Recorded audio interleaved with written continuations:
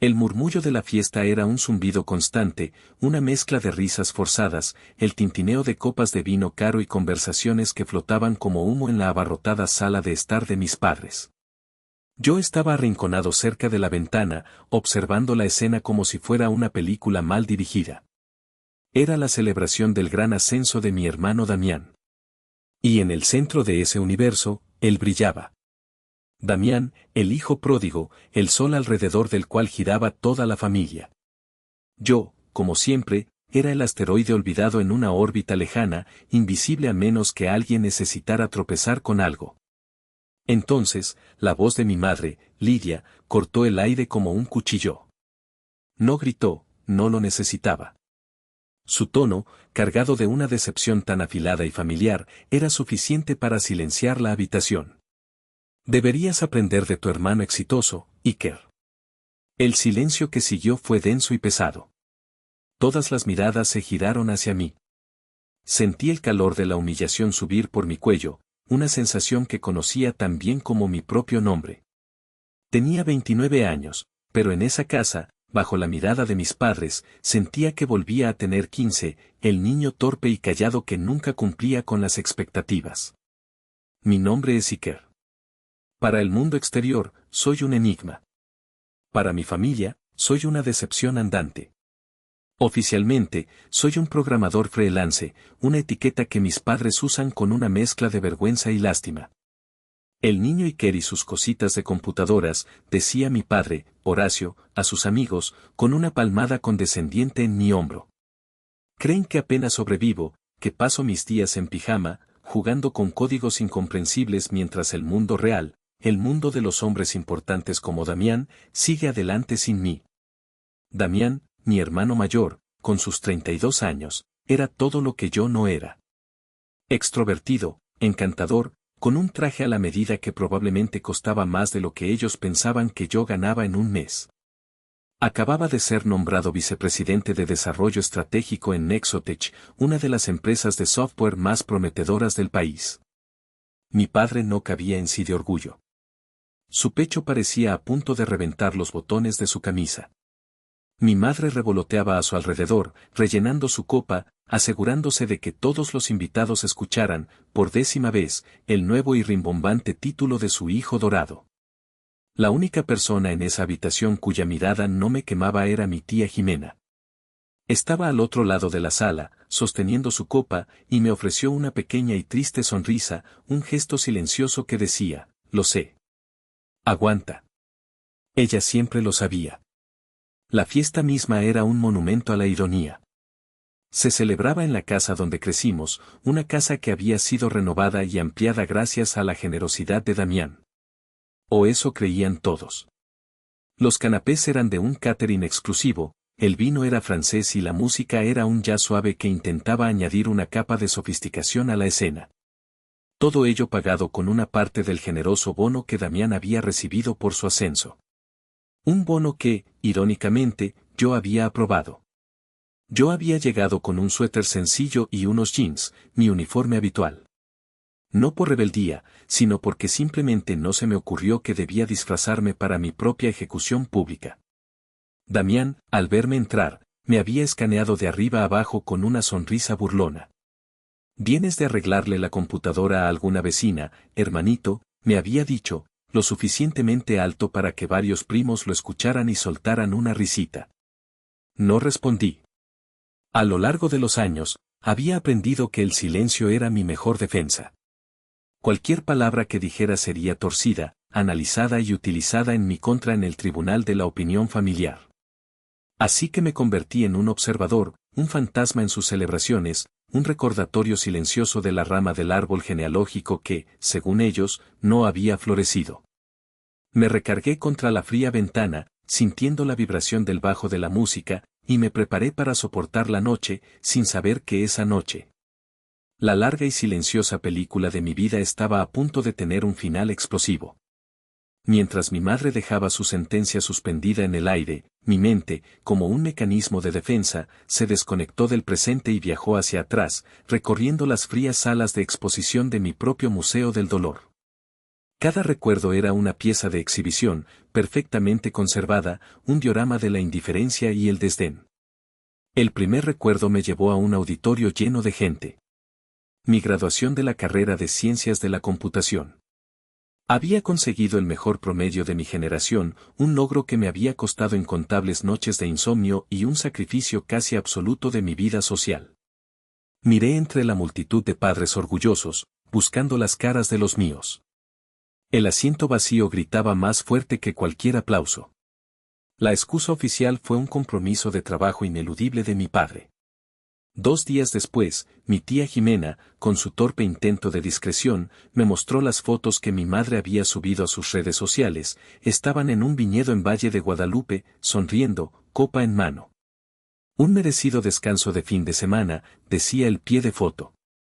2 años antes, en la graduación de Damián de Administración de Empresas, la historia había sido muy diferente.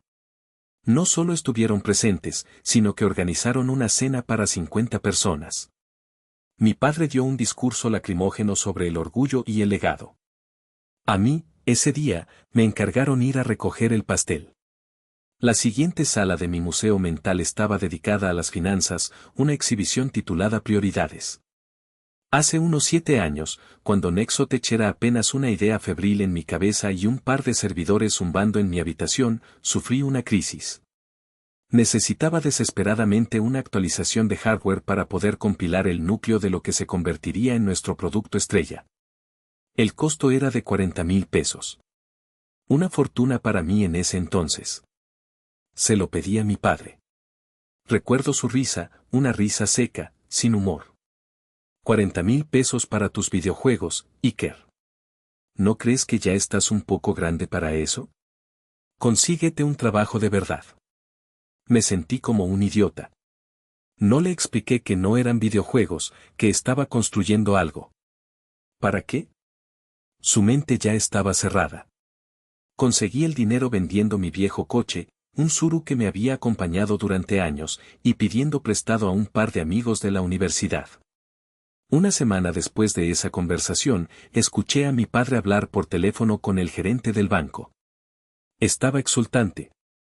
Acababa de firmar como aval para que Damián obtuviera un préstamo de 700,000 pesos para comprarse un coche de lujo. Claro, es una gran inversión, le oí decir a mi padre.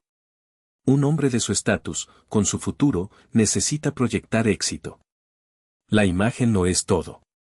Me quedé helado en el pasillo, con el sabor amargo de la injusticia en la boca. Mi sueño, que valía 40,000 pesos, era un videojuego. El capricho de Damián, que valía 700,000, era una inversión en el futuro. La última exhibición, la más reciente, era la de la pasada Navidad. El salón estaba repleto de regalos. Damián, como siempre, se robó el espectáculo. Le regaló a mis padres una televisión de 80 pulgadas, un monstruo tecnológico que apenas cabía en la pared. Mi madre casi lloró de la emoción. Pasó las siguientes 2 semanas llamando a todas sus amigas y hermanas para presumir el regalo, detallando las especificaciones técnicas que claramente no entendía. Mi regalo fue más discreto. Durante meses, había estado trabajando en un proyecto personal, un sistema de almacenamiento y restauración de datos basado en la nube, con un algoritmo de reconocimiento facial que había diseñado yo mismo. Pasé semanas escaneando y digitalizando cada álbum de fotos familiar que pude encontrar, desde los daguerrotipos de mis bisabuelos hasta las fotos borrosas de nuestra infancia.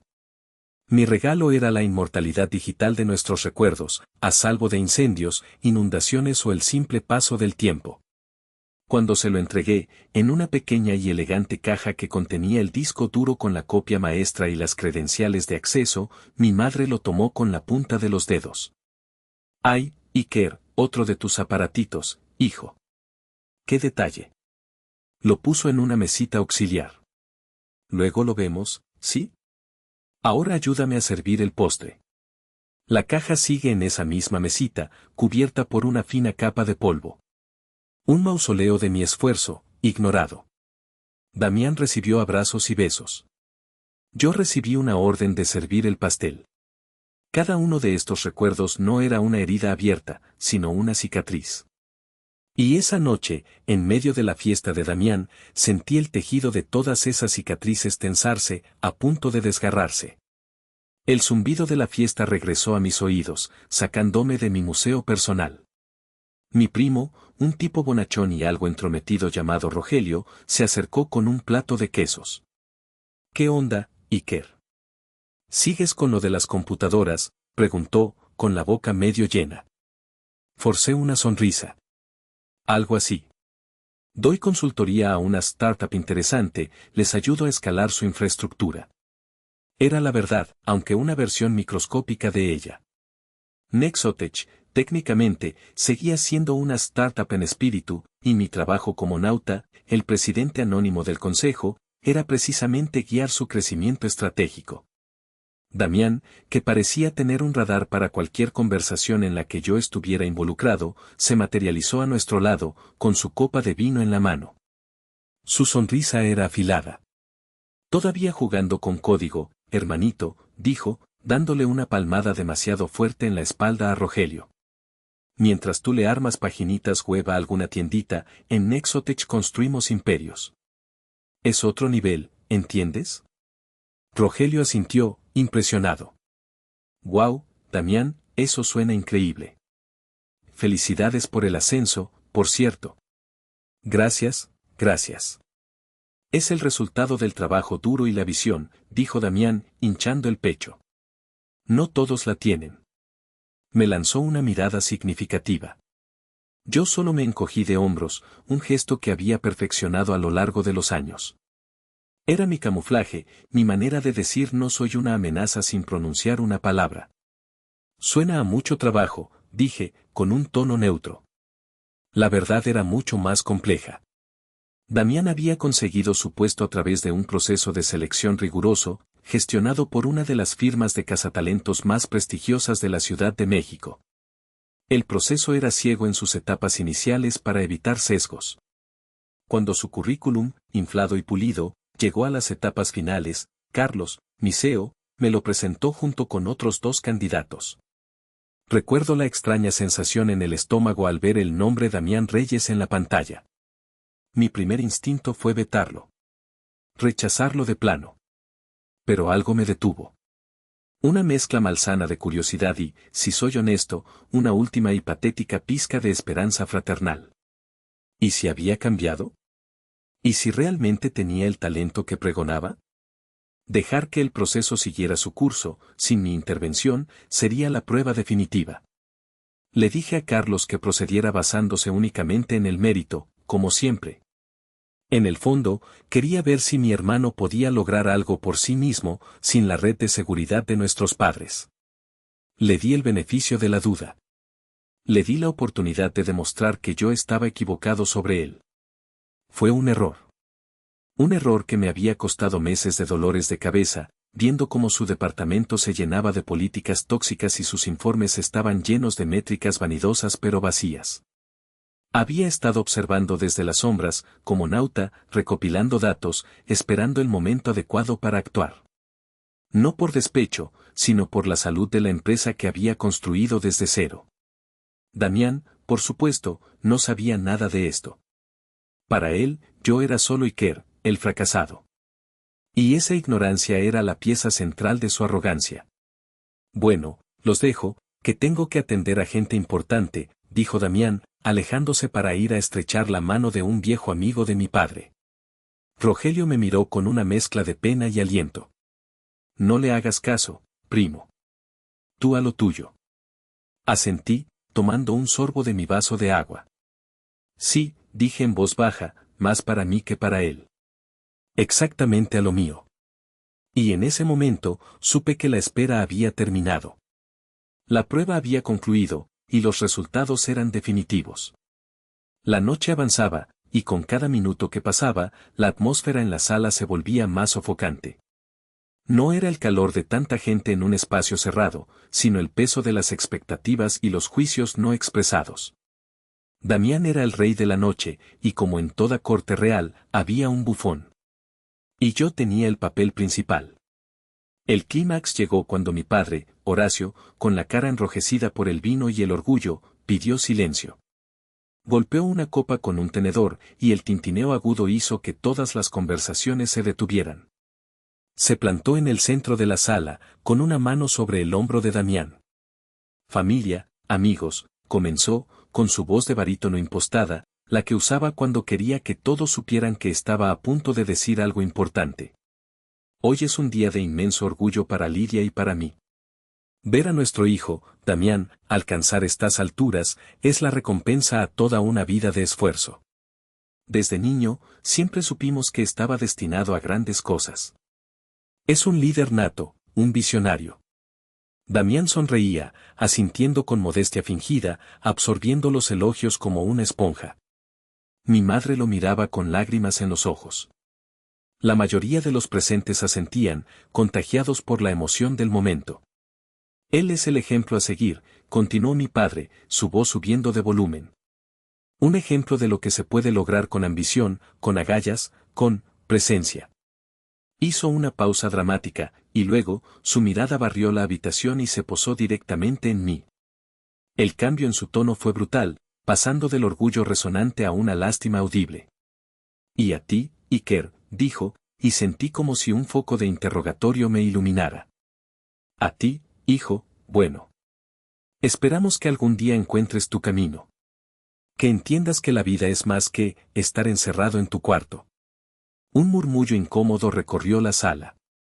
Mi tía Jimena cerró los ojos, como si no pudiera soportar lo que venía. Mi padre, envalentonado, continuó con lo que él segaramente consideraba un acto de generosidad paternal. Pero la familia se apoya, ¿verdad?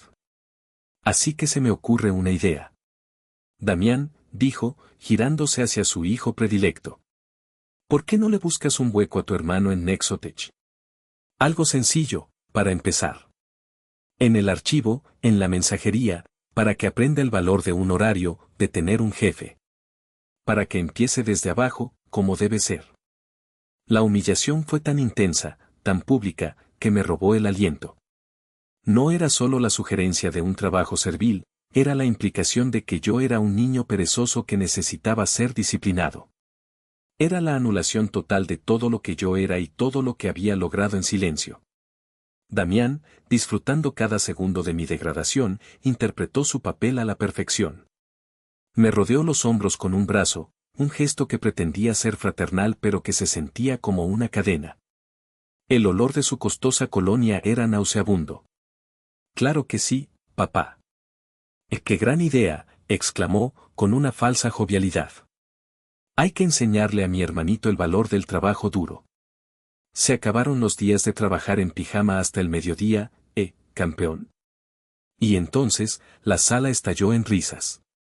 No eran risas crueles, la mayoría de ellos, sino risas nerviosas, risas de alivio porque la tensión se había roto y la atención ya no estaba sobre ellos. Pero para mí, cada risa era un golpe. Mi madre asentía, sonriendo, como si mi padre acabara de resolver el gran problema Iker que tanto les preocupaba. «Sí, un poco de disciplina te vendría de maravilla, cariño», dijo, como si me estuviera ofreciendo una cucharada de medicina. Fue en ese preciso instante que algo dentro de mí, algo que había estado doblado, comprimido y maltratado durante años, finalmente se rompió. No con un estruendo, sino con un chasquido frío y silencioso. La paciencia infinita, la esperanza terca, la necesidad de su aprobación, todo se evaporó. Lo que quedó fue un vacío, y en el centro de ese vacío, una claridad helada y absoluta. Levanté la vista del suelo y miré a mi alrededor. Vi sus caras sonrientes, sus miradas condescendientes. Y por primera vez, no sentí dolor ni vergüenza. No sentí nada más que una extraña y liberadora indiferencia. Habían cruzado una línea que ni siquiera sabían que existía. Y al hacerlo, sin saberlo, me habían dado permiso para hacer lo mismo. No discutí. No me defendí. En el pasado, quizás habría tartamudeado una protesta, o simplemente me habría encogido de hombros y escapado de la habitación. Pero esa noche, el hombre que había soportado todo eso ya no existía. En su lugar, había alguien nuevo, alguien forjado en el fuego de esa última humillación. Así que levanté la cabeza, miré directamente a mi hermano, y esbocé una pequeña y tensa sonrisa. Una oferta muy generosa, Damián, dije, y mi voz sonó extrañamente calmada, incluso para mis propios oídos. La tendré en cuenta. Luego, con un movimiento lento y deliberado, saqué mi teléfono del bolsillo. El efecto fue inmediato. La sonrisa de mi padre se desvaneció, reemplazada por un ceño fruncido de desaprobación. Iker, por el amor de Dios, siseó mi madre, Lidia, desde el otro lado de la sala.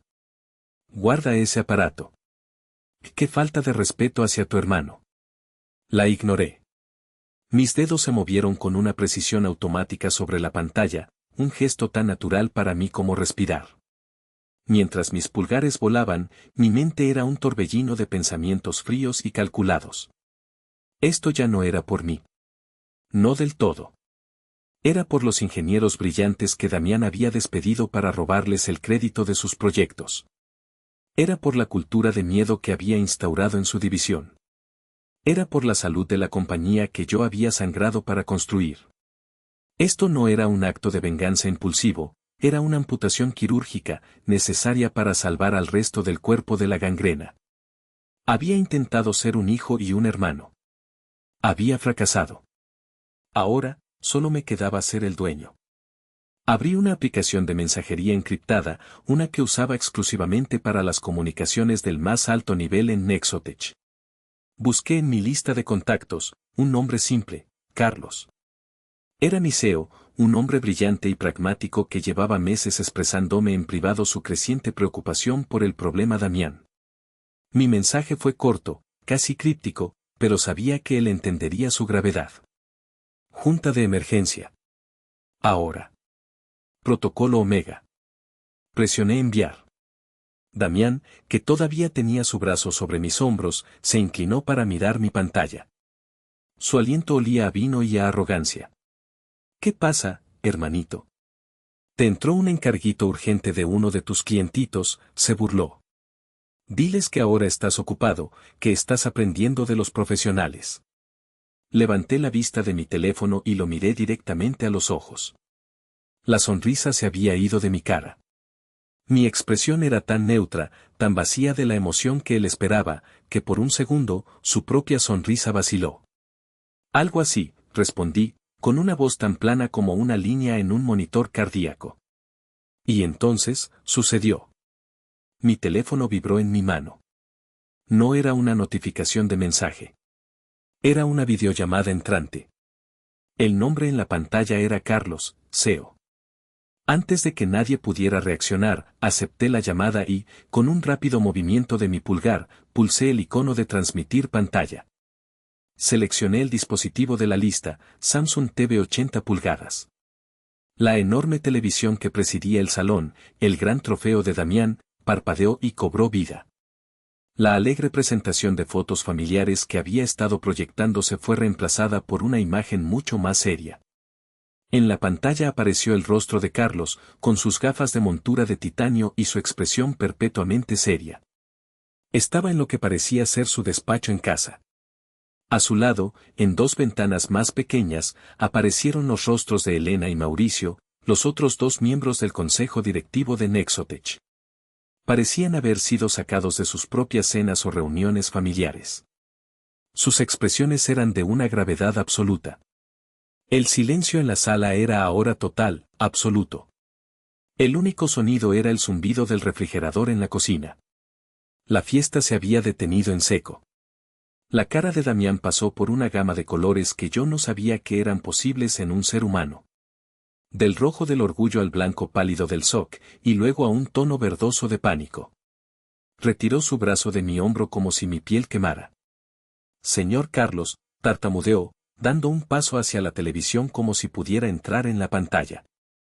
¿Qué sucede? ¿Una junta ahora? Es sábado por la noche. La voz de Carlos salió por los altavoces de la televisión, nítida y sin emociones.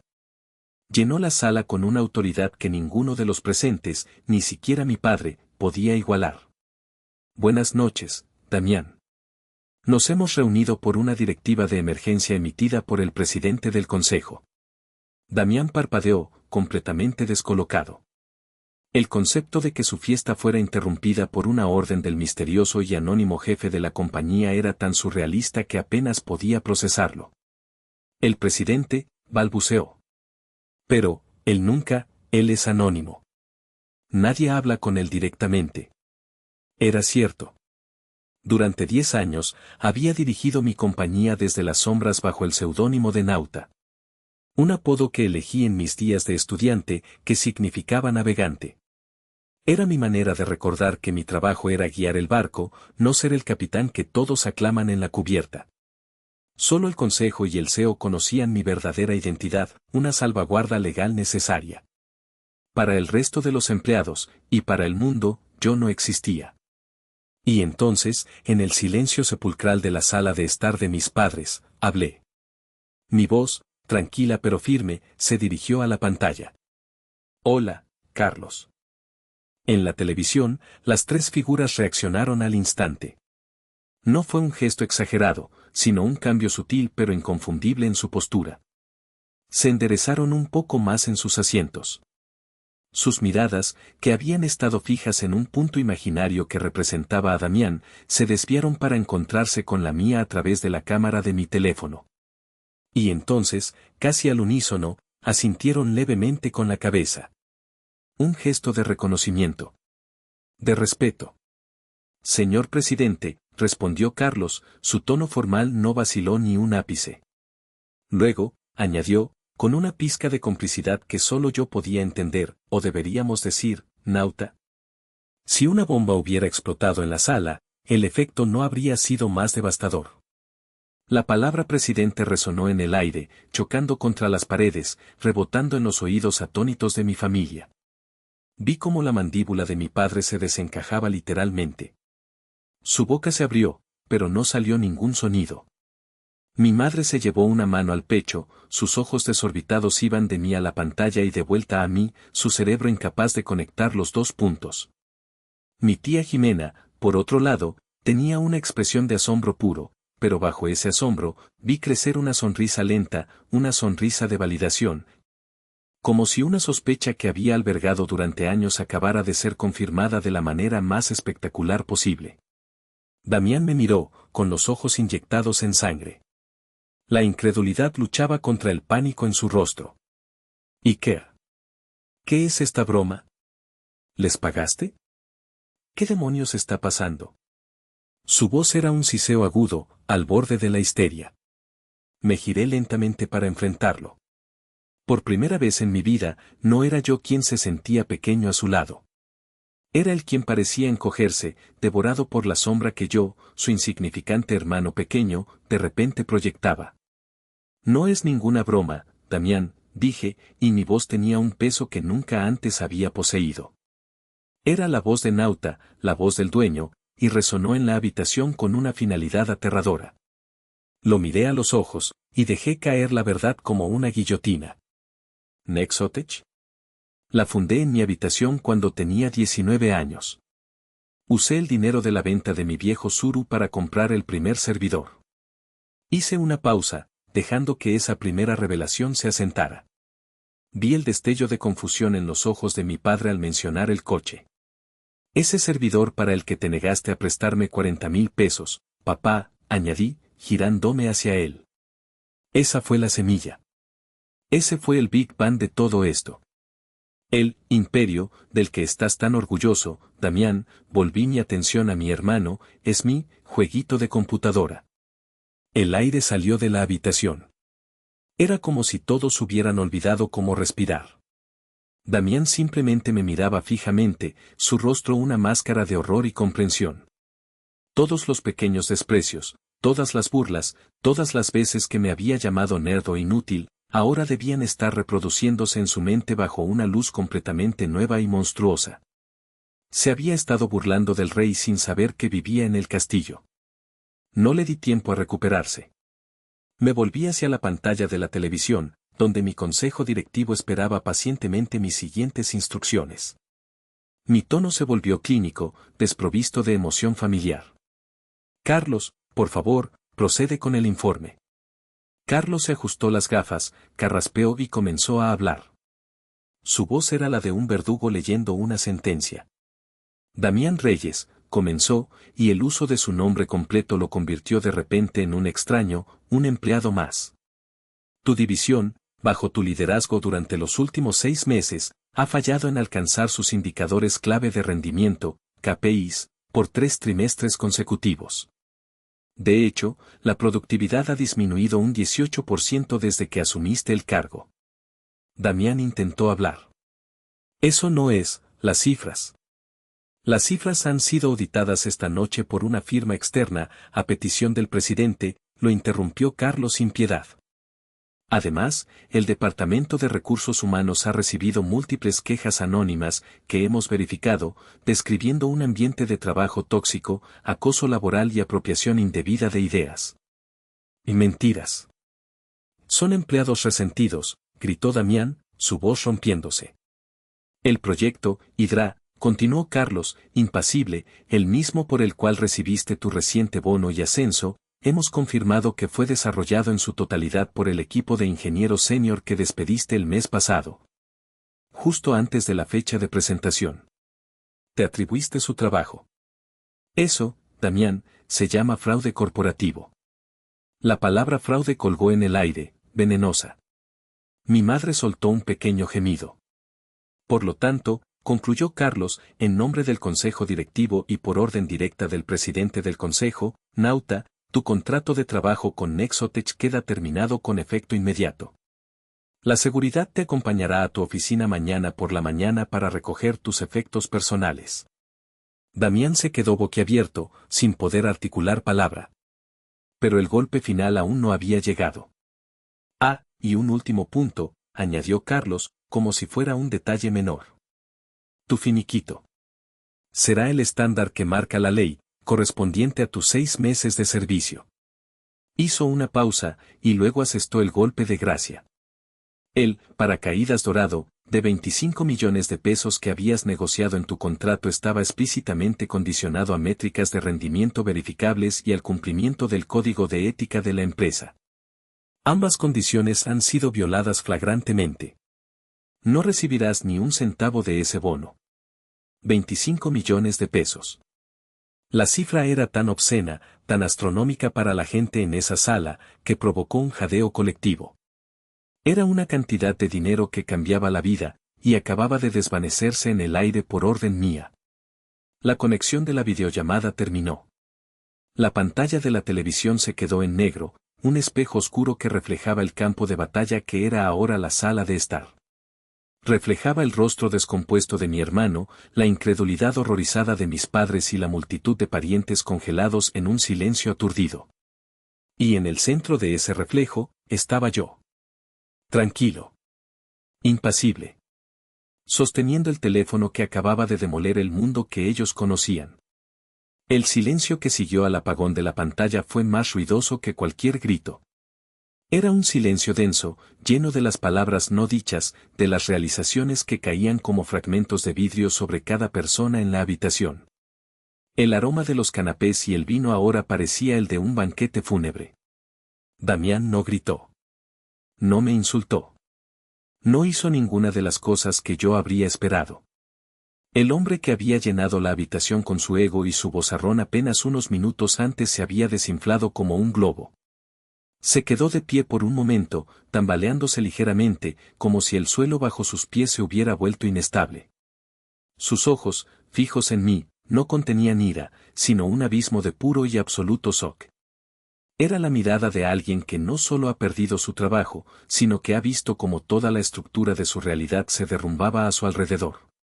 Luego, lentamente, se desplomó en el sofá más cercano. No se sentó, se dejó caer, como si los hilos que lo mantenían erguido hubieran sido cortados. Se llevó las manos a la cara y se quedó así, inmóvil, su cuerpo sacudido por temblores silenciosos. El traje caro ahora parecía un disfraz, la ropa de un personaje cuyo papel acababa de terminar abruptamente. Mi madre fue la primera en moverse.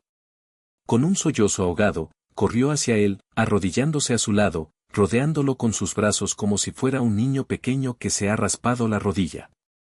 Mi niño, susurraba, una y otra vez, meciéndolo suavemente. Sus ojos, sin embargo, estaban fijos en mí, y en ellos no había consuelo, solo una acusación feroz y muda. Mi padre, Horacio, se quedó paralizado un momento más, su rostro una máscara de furia y confusión. Luego, como un toro que finalmente ha elegido su objetivo, se volvió hacia mí. Dio 2 pasos pesados en mi dirección, su dedo índice temblando mientras me apuntaba. Tú, gruñó, su voz era un trueno bajo y peligroso. ¿Qué has hecho? No era una pregunta. Era una condena. Has arruinado a tu hermano. Has destruido a esta familia. Su acusación me golpeó, pero ya no tenía el poder de herirme. El escudo de indiferencia que había forjado esa noche era impenetrable. Lo miré a los ojos, a este hombre cuya aprobación había buscado desesperadamente durante toda mi vida, y no sentí nada. Ni miedo, ni resentimiento, ni siquiera lástima. Solo un vacío helado. La conexión se había cortado para siempre. Detrás de él, vi a los invitados empezar a escabullirse, murmurando excusas, huyendo de la escena del crimen familiar, dejando solo a los actores principales en el escenario devastado. Miré a mi padre, a su rostro congestionado por la ira, y por primera vez, no vi a una figura de autoridad imponente, sino a un hombre asustado y confundido, aferrándose a las ruinas de un mundo que ya no entendía. No, respondí, y mi voz, aunque baja, cortó el aire y silenció su acusación. Yo no lo arruiné. Ustedes lo hicieron. Mi padre retrocedió un paso, sorprendido por mi repentina confrontación. Ustedes lo criaron como a un príncipe, continué, y cada palabra era un ladrillo que construía un muro entre mi pasado y mi futuro. Le enseñaron que la apariencia vale más que la sustancia. Le enseñaron que el fin justifica los medios. Le dijeron que era un rey, pero olvidaron enseñarle a gobernar. Le dieron un trono, pero nunca le enseñaron a construirlo. El mundo que él creía merecer era una fantasía que ustedes crearon para él. Yo no destruí nada. Yo solo encendí la luz para que todos pudieran ver que la habitación siempre estuvo vacía. Dejé que mis palabras flotaran en el aire por un momento. Luego, mi mirada se desvió hacia la mesita auxiliar, hacia la caja polvorienta que contenía mi regalo de Navidad. Caminé hacia ella, mis pasos resonando en el silencio tenso. La recogí, pasando mi dedo por la capa de polvo. Por cierto, mamá, dije, sin mirarla, pero sabiendo que me escuchaba desde el suelo, donde todavía abrazaba a su hijo derrotado. Este aparatito es un sistema de recuperación y archivo de datos con un algoritmo de encriptación cuántica que patenté el año pasado. El ejército está probando una versión modificada. Su valor comercial actual supera con creces el de esta casa. Vi el destello de incomprensión en los ojos de mi padre. Las palabras patente, algoritmo, encriptación cuántica, eran un idioma extranjero para él. Y hablando de la casa, continué, mi tono volviéndose aún más frío. Deberían revisar sus estados de cuenta bancarios. Hace 3 años, estaban a 2 meses de que el banco ejecutara la hipoteca. Damián había perdido una gran suma en malas inversiones y ustedes estaban usando sus ahorros para cubrir sus deudas. Pero entonces, un benefactor anónimo compró la totalidad de la deuda y la liquidó. El banco les dijo que era un error administrativo a su favor. Me detuve, mirando directamente a mis padres. No fue un error. Fui yo. Cada mes, durante los últimos 10 años, un porcentaje de las ganancias de mi jueguito de computadora se ha desviado para cubrir sus gastos, para pagar sus viajes, para financiar el estilo de vida que Damián necesitaba para proyectar éxito. Ustedes han estado viviendo de la caridad del hijo que desprecian. Esa fue la última estocada. La verdad final que desmanteló el último pilar de su orgullo. La humillación de Damián era una cosa, la suya propia era insoportable. Me puse la chaqueta que había dejado en una silla. Caminé hacia la puerta, pasando junto a mi tía Jimena, que me miraba con lágrimas en los ojos, pero una sonrisa orgullosa en los labios. Le di un leve apretón en el brazo, el único gesto de afecto en toda la noche. En el umbral, me detuve y miré hacia atrás por última vez. Vi a mi familia rota, mi hermano, un cascarón vacío, mi madre, llorando por un sueño perdido, mi padre, petrificado por una verdad que no podía asimilar. Espero que hayan disfrutado la fiesta, dije, y mis últimas palabras para ellos fueron tan tranquilas como una sentencia de muerte. A partir de ahora, están solos. Y con eso, me di la vuelta y salí hacia la noche, cerrando la puerta detrás de mí sin hacer ruido, dejando atrás el museo de mi dolor para siempre. En los días que siguieron, mi teléfono se convirtió en un campo de batalla. Mensajes de voz llenos de ira de mi padre, textos incoherentes de mi madre acusándome de destruir a la familia por un simple malentendido, llamadas perdidas de primos y tíos que de repente querían escuchar mi versión. Borré todo sin escucharlo. Bloqueé sus números uno por uno, una ceremonia de purga digital. El único mensaje que guardé fue el de mi tía Jimena. Era corto y simple: tardaste demasiado. Estoy orgullosa de ti. Le respondí con un corazón. Fue toda la familia que necesité. He pasado las últimas semanas en silencio, trabajando, reconstruyendo no mi empresa, sino a mí mismo.